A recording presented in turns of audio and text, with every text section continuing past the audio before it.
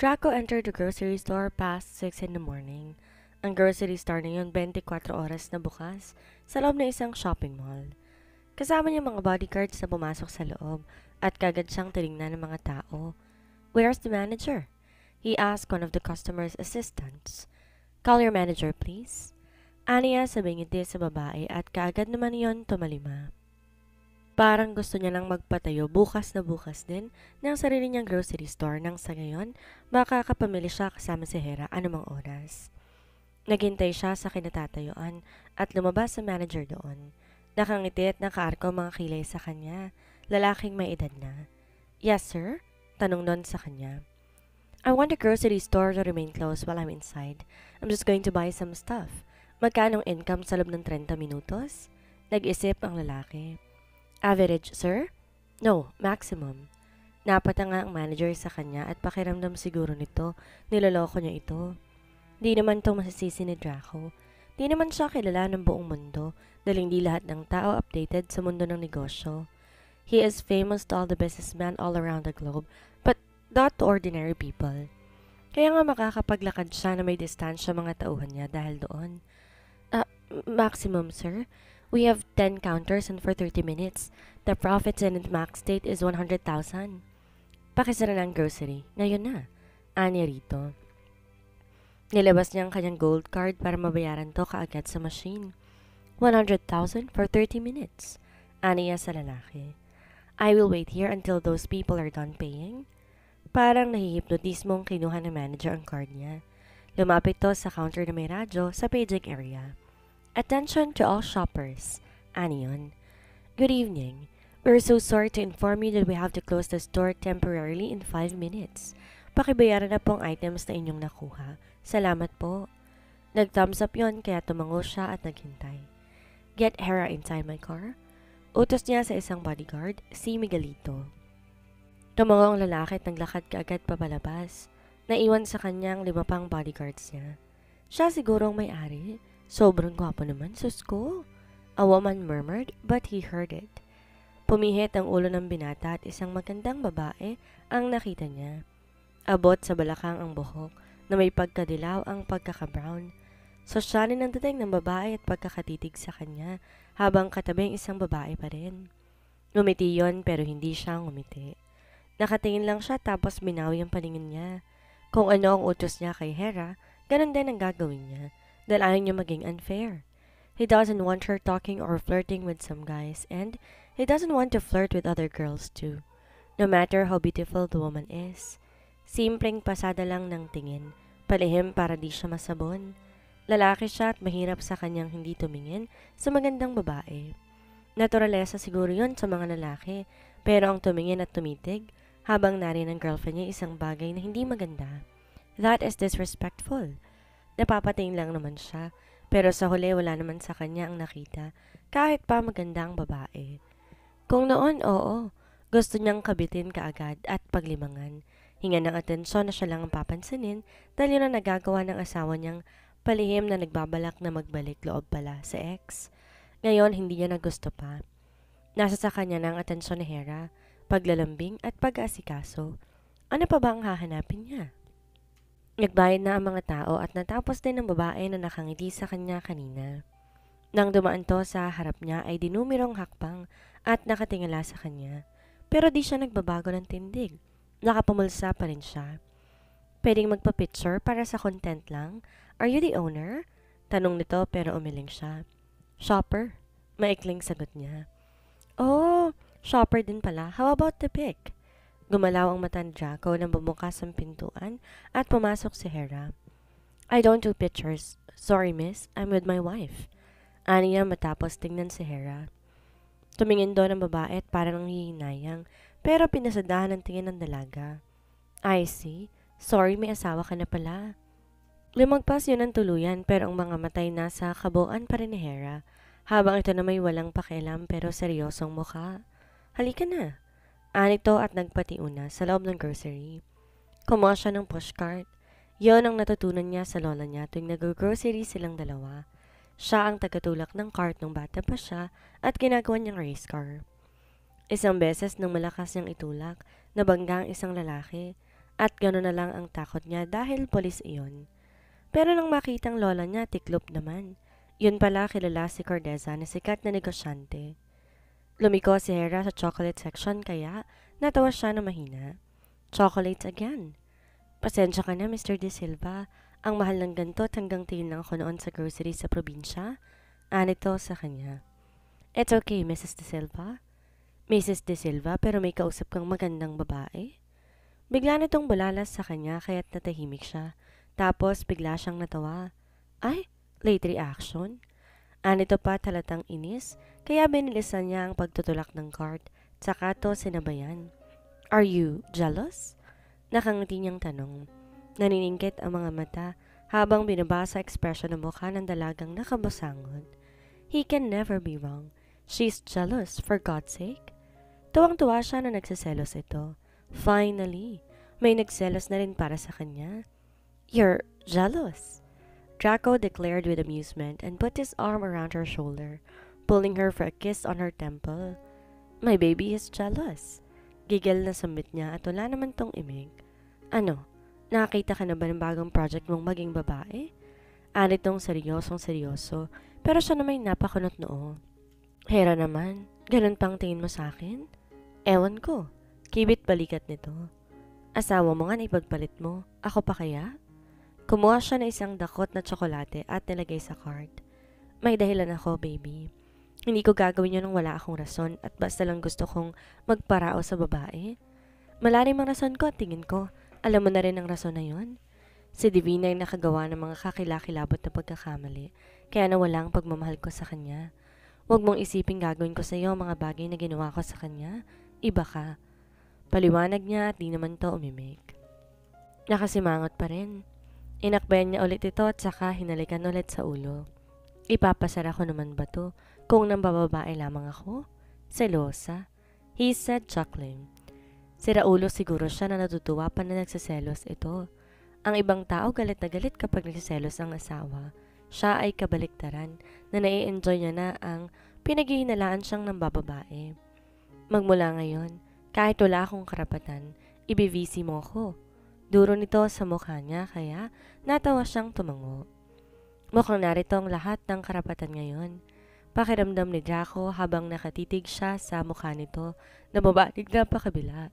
And speaking of video call, nasa kotse ng smartphone nito na binili niya kanina. Mamaya ibibigay niya yun dito pag uwi nila. Ano kayang gamot sa selos sa topak? Napapaisip siya habang naglalakad. Nang topakin to, ginahasa niya. Ibig sabihin, kailangan niya ulit gahasain mamaya para bumait ulit? Cart? Tawag ni Hera sa kanya, kaya napamadali siya. Napag-iwanan na pala siya ng walang kamalay-malay.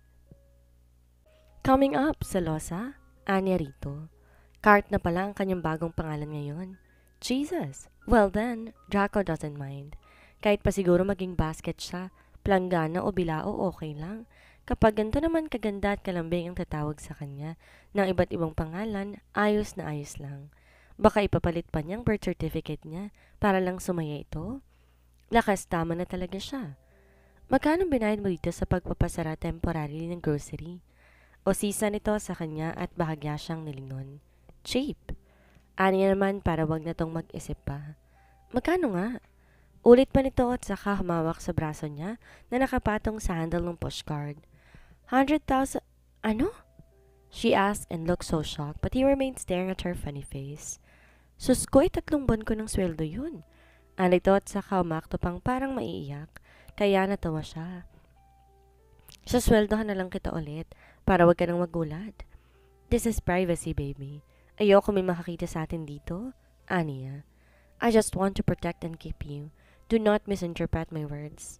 Tumango to sa kanya at ngumiti. Salamat. Kahit di naman ako worthing pagkakaso sa ng ganon, salamat pa rin. Kunot noo siya rito. Don't say that. Would I give you everything you needed if I did not find you worthy of it? Sa ibang babae nga na hindi naman pala worthy ibinigay ko. Sa iyo pa ba na nagpapasaya sa akin? Draco said with so much sincerity. Napapangiti ito at saka siya gigil na kinulong ang mukha sa palad nito at tinalikan siya sa labi. Nagmarch at ulit at siya na may nakagatlang labi habang nakasunod ng tingin. Sa loob niya nananalangin siya na huwag siyang masaktan kay Hera tulad ng naramdaman at nangyari sa kanya kay Divina. Draco looked at his phone. Kasalukuyan siyang tumutulong kay Hera sa pag-aayos ng mga pinamili nila sa grocery. Kumain sila sa tagong restaurant na dati nilang kinainan tapos ay umuwi na rin. His abuela was inviting him to go to the opera again, but then again, he said he was so busy. Binalita na nakakapag-usap na mag-inang si Fatty at si Carlota. AM na muna raw si Carlota ulit dahil di na kumbinse si Amorsolo na pumayag hanggat wala ang ama ng pinagbubuntis ng anak. Di pa rin niya nakakausap ang lalaking yon, pero ang nakakainis, bakit hindi gawa ni Amorsolo ng aksyon ang paghahanap sa player kaysa pilitin ng anak ilabas ang lalaking yon? Kakausapin daw ni Carlota ang asawa ng masinsinan para kay Fatty. Nakakahiya raw si Fatty para sa angka ng mga miko. Wow! At hindi yun nahiya nung agawin ng mommy niya sa daddy niya noon. Nabubwisit talaga siya. Naawa siya sa kapatid niya kahit nung una galit din siya. Ano pang magagawa, buntis na. Baby, wait, I have to take this call. It's my secretary. Ano niya kay Hera na napatigil sa pagsasalansan tapos ay tumingin sa kanya. Ewan ba niya pero nakakita siya ng pagdududa sa mga mata nito kaya ang lakas ng tawa niya. I'll take this call in front of you. Ani na lang niya at tumango ito. Sinagot niya ang tawag at ultimano nagsalita ang babae sa kabilang linya. Sir, nakontak ko na po si Mr. Alonte. He left me his phone number. Tumawag na lang daw po kayo sa kanya. Okay, send me the number. Ani niya at saka pinatay ang tawag. Naghintay siya saglit at pumasok ng message sa kanya containing Marlon's number. Agad na yun pinindot at tinawagan at nagring naman yun kaagad. Hello? Anang lalaki sa kanya. This is Draco de Silva. Marlon? Lumipad ang mata ni Hera sa kanya. Kumurap kaya kinindatan niya ito. Draco de Silva, of course, Marlon said. What can I do for you? I just want to ask if you're done dealing with my wife about a certain business project. Nakita niyang pagtalikod ni Hera at bumalik sa ginagawa. Baka akala nito interesado pa rin siya sa asawa niya. Hindi nito alam naghahanap lang siya ng konkretong ebidensya sa sinasabi ni Hera sa kanya dahil kung ano-anong kasinungalingan ang binabato nun sa kanya. I withdrew it. Gusto ko malaman kung ikaw ang kasama niya sa out of town nung nakaraan. Nagkunwari siyang galit para maniwala ito na siya mismo ang nag-iimbestiga. Sinundan ko siya. He lied. Sumunod siya sa akin pero hindi siya ang mimiting ko. Huwag mo ako idamay sa problema niya ni Divina. For all you know, iniwan ko na siya noon. Kaya wala na akong dahilan, balikan pa siya. Tanungin mo ang asawa mo, wag ako. Draco? I saw you with her. Siya ang lumalapit sa akin. Papalis na nga ako para makaiwas eh. Kung may problema kayo, kayong mag-usap. Alam kong mabait kang tao kaya hindi ko alam kung bakit magkakarason sa Divina na hindi ka gustuhin. Pero wala akong kinalaman siyan. Business lang ang dahilan kaya ako lumapit sa kanya. Ngayon, ayoko na. Sana maayos niyo pa ang pagkasama ninyo. What did you talk about? Huwag mo akong gagaguhin. Alam ko may pinag-usapan kayo. Nakita ko kayo. Aniya pa sa galit na tono. Pwede na siyang pamalit kay John Lloyd sa telebisyon. Napakagaling niyang umarte. Pang best actor na siya.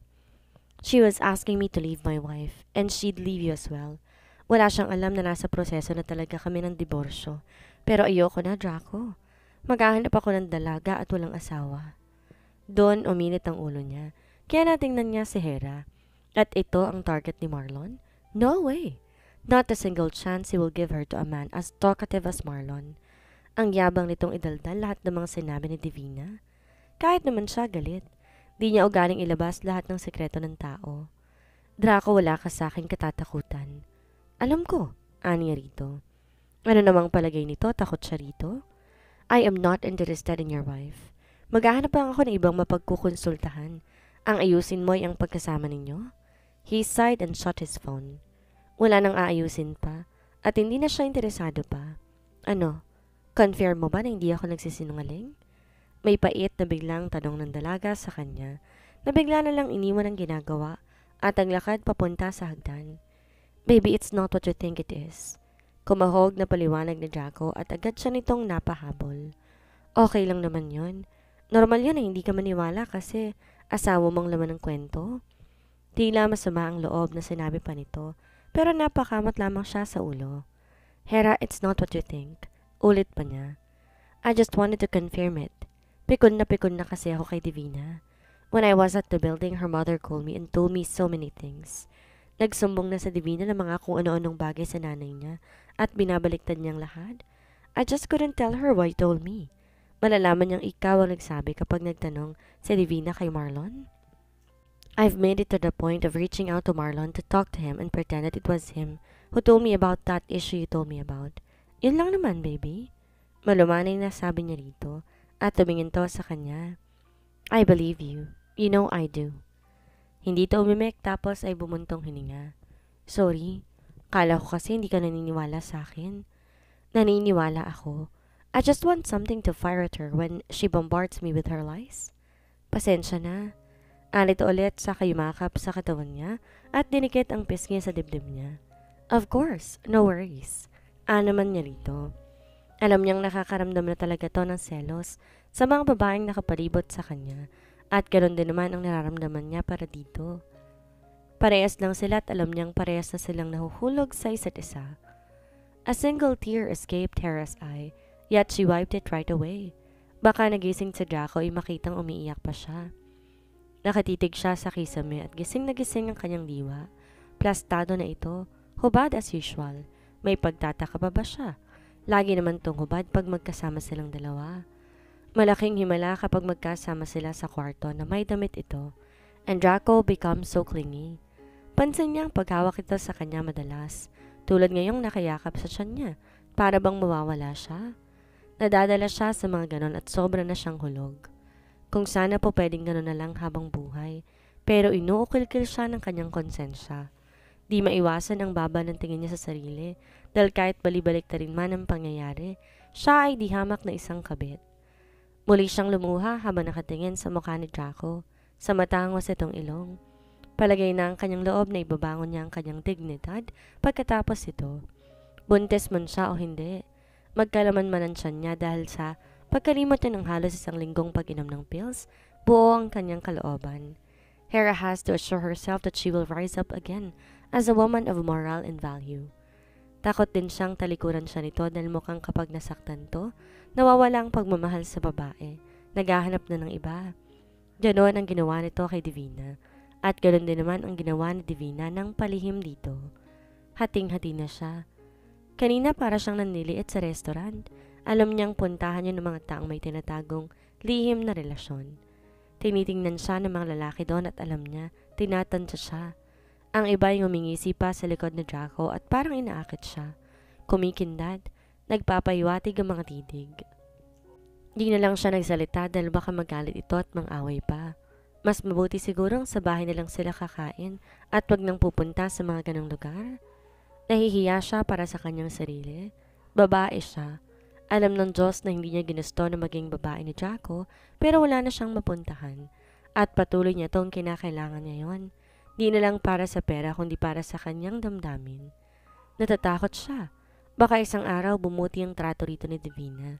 Bigla siyang iwan at bumalik sa dati nitong asawa. If that thing happens, and if he got her pregnant, itatago na lang niya ang anak niya at aalagaan. Kahit magalit pa mga magulang niya, wala siyang magagawa. Mapapatawa din siya ng mga yon kinalaunan. Kung ano mang mangyari sa hinaharap, bahala ng Diyos. Basta't alam niya, ibabangon siya ng langit mula sa pagkakalugmok niya ngayon bilang isang tinatagong kabit ni Draco de Silva. Hinaplos niya to sa pisngi at hinalikan niya sa labi. Napamulat to saglit at saka tumitig sa kanya, pero pinihit na to at saka siya lumipat sa ibabaw. Oh Jesus! Sambit nitong parang nawala ang antok nang maupo siya sa tiyan nito. Nakatitig siya sa mukha nito at kinakabisa ang bawat sulok noon. Kung isang araw maghiwalay sila ng landas, makikita niya ang mukha nito sa loob ng kanyang ulo. Ito ang lalaking nagligtas sa kanyang pamilya sa lahat ng bagay at ang lalaking nagparamdam sa kanya kung anong pagmamahal sa kabila ng mga maling pangyayari. Ito ang una niyang pag-ibig at matatagalan bago ito mapalitan sa kanyang puso. Shit, you're turning me on. Anitong parang gulat na gulat pa sa kanya. Ito kasi parating gumagawa ng first move at ngayon siya ang kumilos. Sinubo niya rito ang kanyang daliri at parang sinilaban si Draco na agad siyang niyakap at hinalikan ng mariin. Hindi yun paglalandi para sa kanya. Gusto lang niyang maramdaman ito kung paanong mahalin habang may panahon pa dahil baka isang araw mawala ito sa kanya. Baby, aren't you coming down here yet? I'm waiting. Tawag ni Draco sa girlfriend habang nasa may hagdan siya tumingin sa relo niyang suot. Hawak niyang paper bag na may lamang smartphone na sadya nitong binili para dito. Nag-requesto ng luma para makapag-video call sa mga kapatid at magulang. Yung hindi naghahang kaya naman naregaluhan na niya. She deserves it. Lahat nito sinasakripisyo para sa mga kapamilya. Kahit itong magtiis at di makasunod sa mga sariling pangangailangan. It's about time she must have what she needs. Bababa na po. Anito at saka narinig na niya ang lagpak ng tsinelas. He was smiling at her when he saw her. Ano bang pinagmamadali mo? Come here. Aniya pa rito at saka tutumayo sa harapan niya. Hera arched her brows and smiled. Ano? Kala ko umalis ka na. Bumalik ka pa pala. I'm giving you this. For you. You deserve it. Aniya rito at saka dito pinakita ang bag. Tumingin to at medyo nanlaki ang mga mata na makita ang logo ng smartphone. Napangiti ang dalaga. Excited na niyakap yun sa dibdib.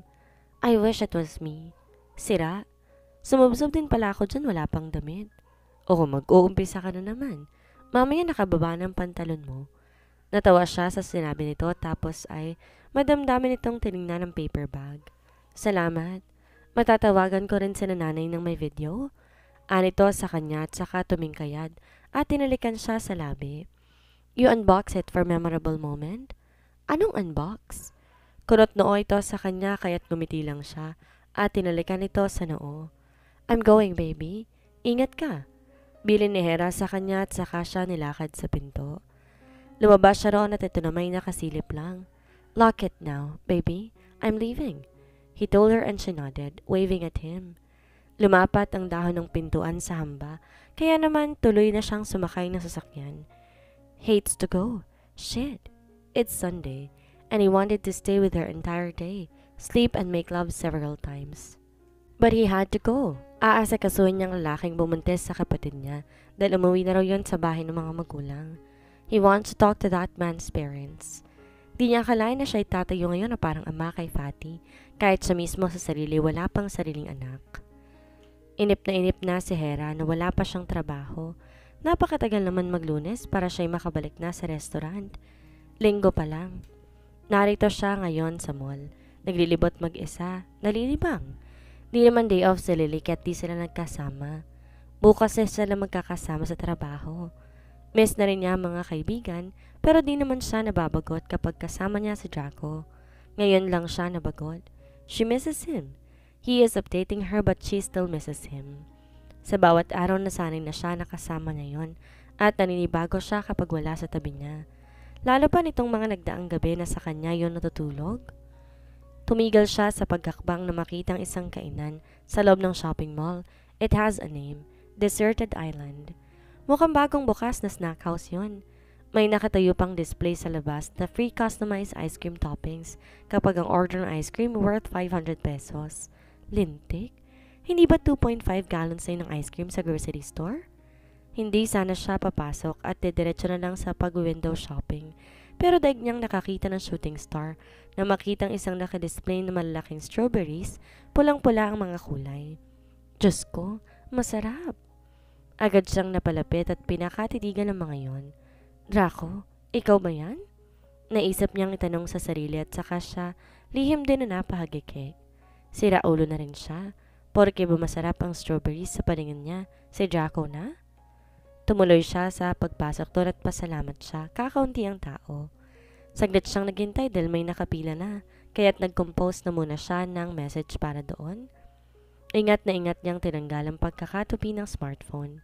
Parang ayaw niya yung gamitin dahil na-level up pa niya si Victor sa klase ng cellphone na gamit niya. And this one's brand new. Ang hiniling niyang pinaglumaan para lang may magamit siyang matinong phone sa pag-video calling ay bagong dumating. At hindi biro ang halaga. And she is quite thankful for it. So thankful. Hera, dito na ako sa loob ng Deserted Island. Kakain ako ng ice cream. Ang reply came in right away. Nakakatuwa naman si Draco na kahit napakabisi sa buhay, nagagawa siyang pagtuunan ng pansin. Draco, bring me to the place next time, baby. Hera, di pwede ba kami makakita? Sa house na lang kakain ng ice cream.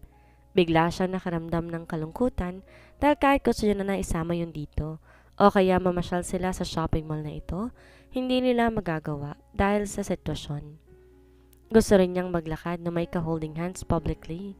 Gusto niyang maranasan ang mga ganoong bagay na aakbayan siya habang naglalakad sila sa maraming tao. Hindi matatakot na halikan siya sa noo, sa pisngi, sa labi. She is not a PDA type of person, but she's a fan of showing affection anytime. Anywhere. Hera, bila na lang kita pag uwi mo. Meron ng kanin. Draco, ikaw kakainin ko. Sus ko. Para siyang gatong na sinindihan at kagad siyang napalinga. Para siyang tanga kung makapag-react dahil wala namang ibang nagbabasa ng text. Siya lang. Hera, may trabaho na ako bukas. Need ko ng pahinga. Yon ang sagot ng dalaga habang nangingiti. Tapos ay tinago niya ang smartphone para lumapit sa counter. When she was there, she ordered. Nagtungo pa siya sa isang bakanteng mesa at naupo roon para sa kanyang avocado ice cream with strawberries. Parang ang baduy ng kombinasyon niya, pero yon ang gusto niya. She checked her phone again. May message ulit doon at maya-maya pa may tumatawag na sa kanya. Video call iyon, pero niya masagot dahil wala pa siyang gaanong pang data. Pasalamat nga siya at may wifi sa townhouse dahil kakalipat pa lamang niya. Maya-maya namatay ang tawag tapos nagring ulit ang normal call na lang. Hello? Napangiting sagot niya. Wala akong load pang VC. Ang social ng phone ko tas wala namang load. He chuckled. We will buy loads. Millions. Natawa siya rito. I'm still driving. Medyo malayo ang bahay nila. Dapat pala sinama kita. I am getting bored here. Okay na yan, at least iwas chismis. Gusto niya rin niyang sumama kaya lang baka may nakakakilala kay Draco sa pupuntahan. Makita pa yun. Mahirap na. Nagpaalam yun sa kanya. Sa pagkagaling daw sa basketballista, pupunta sa puneraryang ama para sa dating asawa. Who is she to say no? Nagsiselos man siya na magkita ang dalawa at baka magkapatawaran. Wala siya magawa kundi maghintay. She saw the crew, carrying the ice cream she ordered. Nandito ng ice cream. Imporma niya kay Draco. It's okay. Just eat and don't drop the call. Talk to me from time to time. Opo, boss. Natatawang sabi niya at sa kanya kinuhang strawberry at kinagat iyon. Daig pa niyang nakatungtong sa langit. Mariosep. Strawberry lamang yon, para na siyang nanalo sa loto. Akbang kakagat na naman siya nang mapansin niya may babaeng nakatitig sa kanya. Bigla siyang kinabahan at di niya nakuhang kagatin ng strawberry. Titig na titig sa kanya ang babae kaya napakurap siya. She is sure it isn't Draco's wife. Napakaganda ng babae. Base sa tingin nun sa kanya kilala siya kaya't gano'n lamang ang kabog ng puso niya.